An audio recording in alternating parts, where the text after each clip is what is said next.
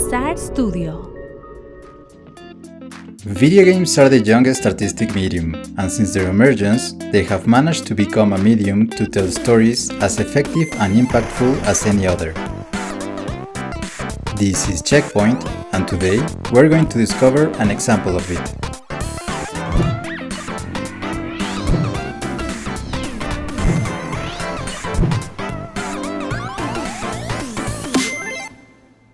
Thanks to the growth and development, video games have become an excellent medium for storytelling, to such an extent that the industry has come to value the narrative aspect almost equally as the playability one.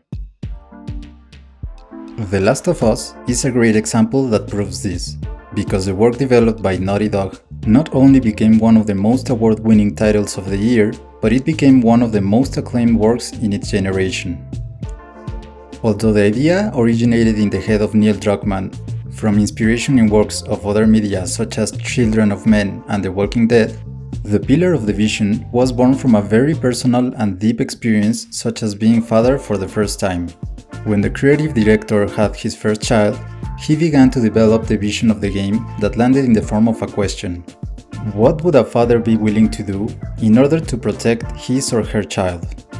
All the decisions to develop the game would be filtered by the question seeking to test the limit of the actions that a person can carry out in order to protect their loved one. How many lives must be saved to justify letting that person go? The post-apocalyptic context in which the work is set is ideal to present that vision, because it represents a crude and violent world as a consequence of the destruction of society that unleashes the darkest and instinctive side of man. The semi-destroyed cities that have been taken over little by the nature serve as the ideal location to develop the narrative. This context serves as both a challenge and an obstacle in a place where almost the entire population is now a zombie threat, and the survivors have lost their minds. The sound design was crafted to generate in the players that feeling of constant danger, but also to serve as a support for the player. Mechanical elements such as the movement of the enemies and their proximity to the character are not represented with a visual resource, but with sound resources, maintaining a level of realism necessary to convey that vision. Gustavo Santaolalla's musical composition fulfills the function of maintaining the tone of the experience and putting the player in the ideal emotional and mental state. The mechanics and gameplay are simple, but they always fulfill the function of marking the development of the story and generating in the player the feeling of constant danger and the creation of an emotional and affective bond between the two protagonists. This is achieved with a simple and limited combat that is enough to break through the enemies, but always remind that characters are human. The mechanics of movement and resolution of obstacles always encourage interaction and collaboration between the characters, like dialogue between each other in moments of calm, or helping each other to overcome obstacles. The world and the levels that the players travel through are designed to create an experience of danger and discomfort, but they are also packed with details that tell little stories of what happened there. The player will not have to interact with any characters to be able to experience sad and heartbreaking stories that the inhabitants and survivors of each location lived. Everything is told through the environment and narrative resources aligned to the vision. But what makes the vision come true is a great story brilliantly told. The game begins with the protagonist Joel along with his daughter Sarah, who clearly is everything to him. Joel is shown as a character who does not fit into the world, and the only thing that gives meaning to his existence is the love that he shares with her. When the apocalypse breaks out and they both try to escape the chaos with the protagonist's younger brother, Tommy, the first signs are given that Joel will be willing to do anything to save his daughter. However, the escape attempt ends in tragedy with Sarah's death, demonstrating the hardness of the story and the world in which it will be told. Desolation and a ripped-apart soul are visible in Joel's cry. Although the world was collapsing around him, for him it all had ended right then and there. Thanks to that, Joel becomes one of those few survivors who can adapt to the new reality. With nothing else to lose, and therefore without fear of anything, he was left stranded in a miserable and hopeless existence, surviving day by day. The events of the game take place 20 years after Sarah's death, In this new reality, Joel has a pseudo-affective bond with a character with a strong and imposing personality, who also guides him and makes decisions. It all starts with Tess and Joel facing off against a character who has something that belongs to them. When they get to him, they find that this guy has sold their weapons to the Firefly, a group of organized rebels.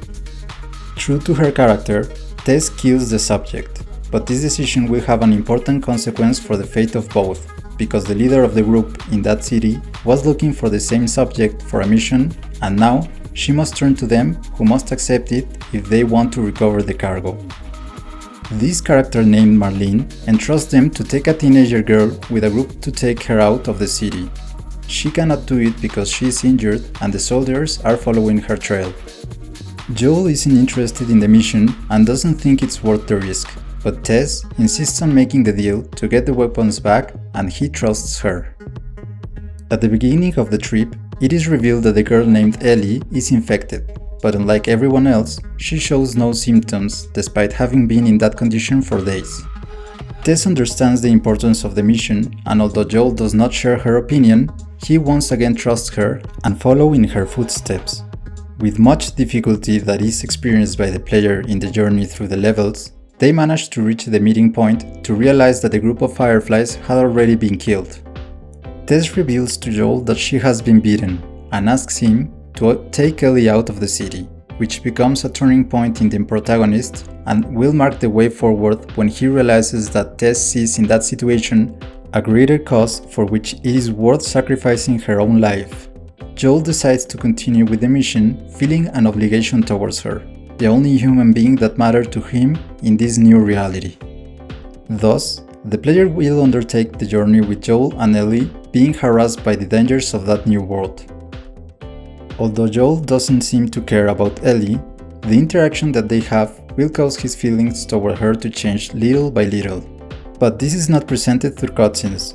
It is presented through the dialogues between the characters without taking the control away from the player and with the actions in the game.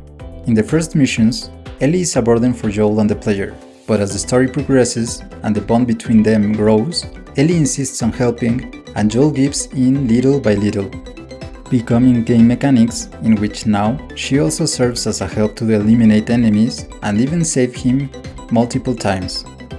At one point in the journey, Joel and Ellie meet two survivors who, although will do whatever it takes to save themselves, form a little bond that gives Ellie a bit of human interaction and serves as hope and a breath of life. However, the harsh reality of that world hits them again, losing these new companions in the cruelest way and leaving a deep mark on Ellie. Joel decides to search for his brother, who had been part of the Fireflies, to get some indication of where to go. Joel's intention upon arriving with Tommy is to leave Ellie there so that he continues with the quest, for fear of becoming more attached to her. But Ellie realizes this and shows her pain and disappointment. Joel, for whom this only confirms the bond and finally adopts her as if she was Sarah, he decides to follow the path with her to the end no matter what. The pair embark on a new journey to Colorado, but when they arrive, all the expectations are buried and all that remains are ruins and corpses. Here, Joel is injured and now Ellie must protect him and get medicines to save him through the winter. The player takes control of Ellie and will face a group of sadistic and cannibalistic survivors who will put her to the test like no other situation before. The leader of this group kidnaps her, forcing her to brutally murder him in order to survive and save Joel. The bond between them is strengthened like never before, and Joel decides that he will not lose a daughter twice. The protagonists learn that their goal and last hope is in Salt Lake City. Their interaction is notoriously worn out, because, although the bond and affection between them is stronger than ever, everything Ellie experienced up to that moment had been too much, and now she only cares about being able to do something to stop that cruelty and nightmare, hoping that her condition will help to make it happen. For Joel, nothing in the world matters more than being with her and taking care of her. He will die before losing a daughter again. And so, Joel, Ellie and the player reach their destination. With a few steps remaining to finish the harrowing journey, the game gives a small moment of calm and light, just when for Ellie all motivation and hope are almost extinct. An encounter with a group of wild giraffes returns the light in her eyes, making her feel that so much suffering and so much fighting have not been for nothing, and it is still worth standing for. A brilliant moment in which the narrative transmitted with all the elements up to that moment transcends the player to imply that this experience goes beyond the game. When they finally get close to the barracks, they encounter one last setback that almost causes them to lose everything. Ellie saves Joel one more time, but gets in the verge of drowning to do so. When Joel thinks he is reliving the same nightmare and losing everything again, the Fireflies find them and take Ellie to save her. Joel awakens and begins the last act. He meets Marlene, who thanks him and tells him not to worry about Ellie anymore. He wants to know nothing more than to see her and make sure she is okay. She explains that Ellie is already in the medical procedure with which they can create a vaccine, but for this, Ellie must die in the process. Joel does not accept this as an option, and although Marlene tries to convince him, explaining that there is no one else and there is no other way, for Joel the idea of losing his daughter again is not an option, and he decides to kill everyone in the place and take Ellie still unconscious. Here the gameplay becomes even more violent and dark, narrating through the mechanics and the setting the conflict that Joel is experiencing. Although Joel's decision may not be shared by many, it is precisely the experience that the game seeks to generate, and that which all the events and elements of the work have been building up to until that moment. At this point, players can feel on their skin all the pain and despair that the characters experience throughout the entire story, posing to themselves such a difficult and unimaginable situation. The design and the way of telling this story manages to leave a mark on those who live it, in a way that perhaps could not have been achieved in another medium. Although the resources used to create the experience and tell this story are varied and all contribute to the part to achieve the goal, this game is a masterpiece not because of the mechanics and gameplay, but because the way to convey such a raw vision through telling a story taking advantage of all the resources to achieve it. And you? What do you think makes The Last of Us a masterpiece? Leave it in the comments below. I hope you have enjoyed this episode of Checkpoint. Don't forget to hit like, subscribe, and share this to keep discovering the art in making and designing video games. See you next time!